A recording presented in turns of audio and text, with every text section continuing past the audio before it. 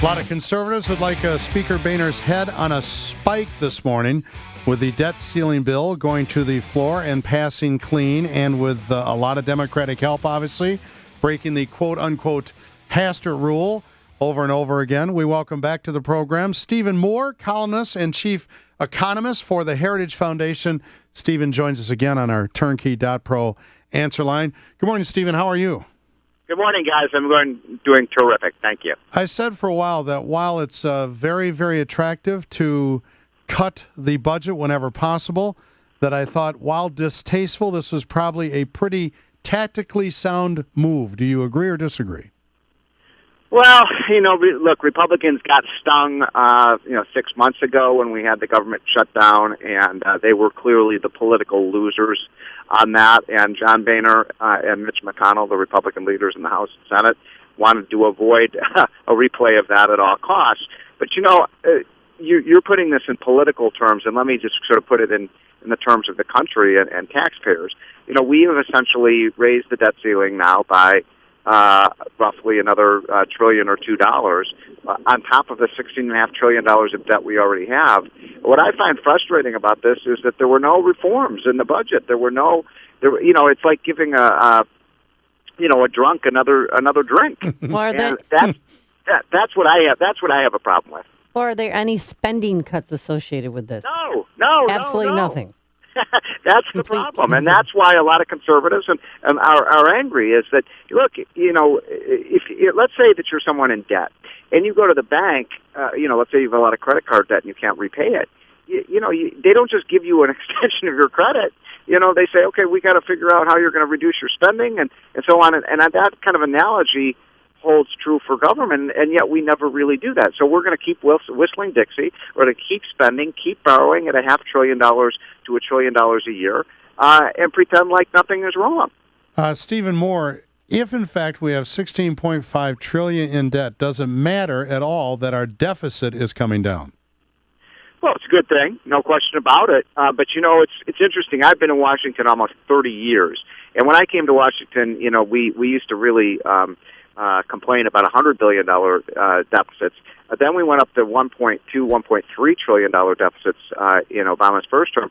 Now the deficit's going to fall somewhere around $500 billion, and everybody's cheerleading like this is some great news. Woohoo! We got the deficit down to $500 billion. Well, my point is those were unthinkable levels of debt just a few years ago. So this is an era of diminished expectations when we cheerlead for debt that is this high. Plus, the problem is, here I don't mind running debt in my personal life if I'm churning a high cake. In other words, if I'm making a lot of money, I'll take on the debt. The problem is we have a very anemic economy and no end in sight for that, so the debt is a killer.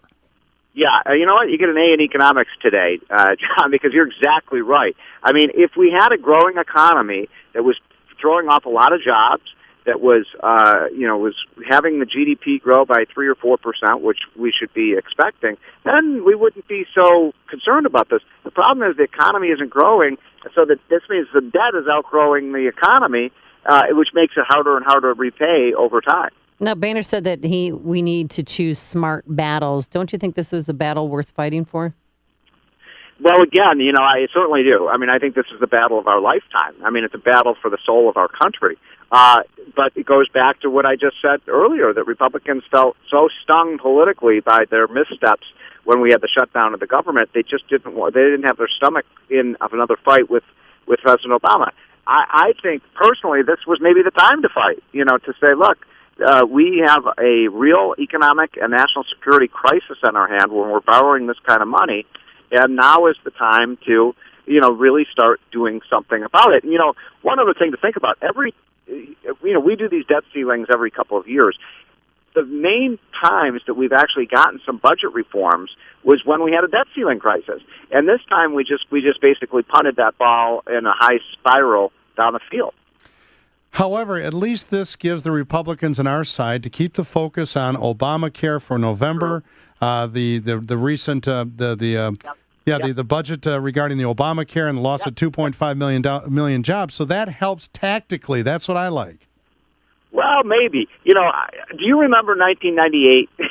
This was the sixth year of Bill Clinton's presidency. And you may recall that this was during the Monica Lewinsky scandal. And Republicans said, who ran the Congress, we don't need to do anything. We don't need to stand anything. All we have to do is run against Clinton and a scandal, in the Oval Office and so on, and people will vote for us. And you know what? Republicans lost seats because people said, you know what, you're no better than the other party. So I kind of agree with you, but I also think Republicans have got to start adopting some kind of agenda and telling the American people what they are for. No, I know the Tea Party members are out of their minds about this, but do you think it'd be in Ted Cruz's best interest if he filibusters the clean debt limit hike?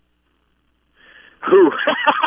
That's a tough one. He was the one behind the shutdown in the first place, and Ted's a good friend of mine. I like him a lot, but I don't know if he has people. You got to have somebody have your back, and I don't know if anybody in the Senate has his back on this one. So, he might be the lone person up there standing up against this debt, and this is one of the reasons he's beloved by so many Tea Party people. But it's a reason a lot of people in Washington hate him because he doesn't go along to get along. Stephen Moore, let's get your thoughts on Janet Yellen, the maiden voyage yesterday in front of the House. She has to deal with the Senate tomorrow. What do you think? Well, she's got quite a job on her hands. I mean, we have, this is a nice, to connect the dots from what we've just been talking about, the debt. One of the ways we've been financing this debt, guys, is by printing money. And everybody knows this. We've been printing records amounts of money. The Fed balance sheet has purchased $3 trillion of mortgage-backed securities and 30-year Treasury bills. And I think everybody understands you can't keep doing that forever, just like you can't keep borrowing forever. And the challenge that Janet Yellen has is now that we've let the genie out of the bottle of all this easy money, which is easy. It's easy to take the genie out of the bottle. It's pretty hard to pull it back and put it back in the bottle, and that is going to be her task. I don't know if she can do it, quite frankly. I mean, this is uncharted territory. We've never done this before. We've never printed $3 trillion in 4 years and just poured the money into the economy like we've been doing. I mean, we're like crack cocaine addicts. Yeah. We're addicted to debt and cheap money. I don't know where the growth comes from the next time around. I don't think I'm looking to manufacturing. Even health care is not going to be the be-all, end-all that we thought it was going to be. I don't know where it comes from, the growth in the sector.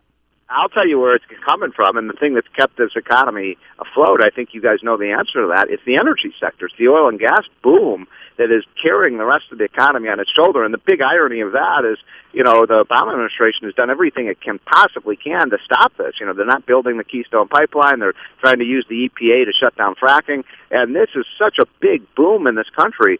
That's where the growth is coming from. It's a great, great story. We need more of it. And send less cash to the House of Sod. That's the greatest transfer of wealth in human history. Say that again? I missed the first part of that. The greatest transfer of wealth historically in human history has been the amount of cash and money we have sent from our continent to the House of Sod in the last 100 years. Yes. Oh, you're exactly right. And you know what? What's really exciting about this story, I'm just really high on our energy story in this country. Within 6 or 7 years, I've been saying this for a long time. Now everybody's saying it. Within 6 and 7 years, we can move, if we get this right, if we keep drilling for our own energy resources, we can move from being an energy import country to an energy export country. I mean, that's an awesome thing if we can pull that off. We have we have so much oil and gas in this country now. It's unbelievable. All we have to do is go after it. Well, let's start today. Thank you, Stephen Moore. We appreciate your time as always. All right. See you guys soon. Take Stephen care. Moore, we'll talk to him again next week. He's there at the Heritage Foundation and joined us on our Turnkey.pro answer line.